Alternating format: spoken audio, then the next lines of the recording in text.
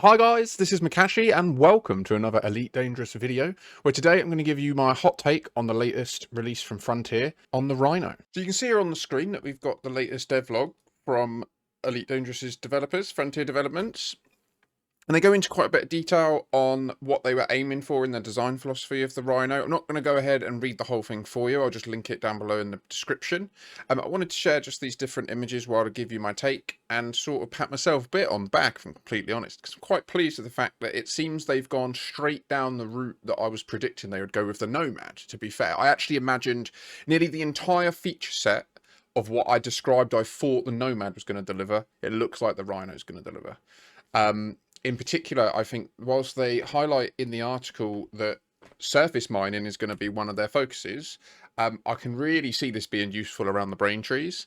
It's kind of interesting how they teased brain trees for the Nomad back in the day. I think that was to get our juices flowing about this concept that was coming in time. Likewise, not to be overshadowed by this latest update, we've also got a new operation coming with the release of the Nomad. Now, we don't have any information about what that will contain. My personal theory is that we are about to see a huge development in the story of Elite Dangerous, leading on from the Radacoida mystery in HIP 87621. So I personally am hedging my bets that this op is going to be linked to either a new state in the BGS or a particular state that will be linked to the story and this new big baddie. But we'll have to just wait and see. I could be completely wrong. Last things to note about the Rhino, it is a three-seater, as you can somewhat see here. It's looking as if what this will actually entail is a driver, a shooter / material creator, and then some sort of vacuum thing to collect the materials, so that this is actually a multiplayer experience of collecting raw materials, which is just such a gap in the game. The only other question I have is what are they going to do about encoded data outside of operations? I'd be really curious to see where it goes from here.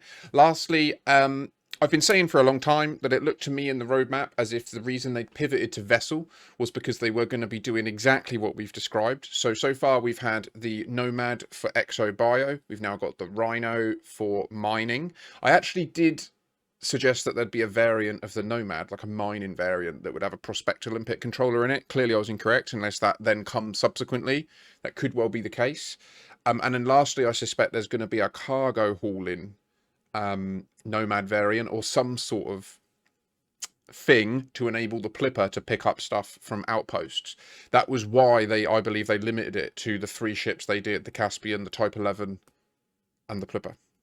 So yeah, it's exciting times to be in Elite Dangerous. Got new ops coming, operations is stable, the galaxy's expanding quickly. It looks like we're about to get colonization kicking off from Colonia. So absolutely so much to do. And that isn't even getting into how the story is slowly unraveling in HIP 87621 and the Radacoidas. So yeah, 07 Commanders, take care.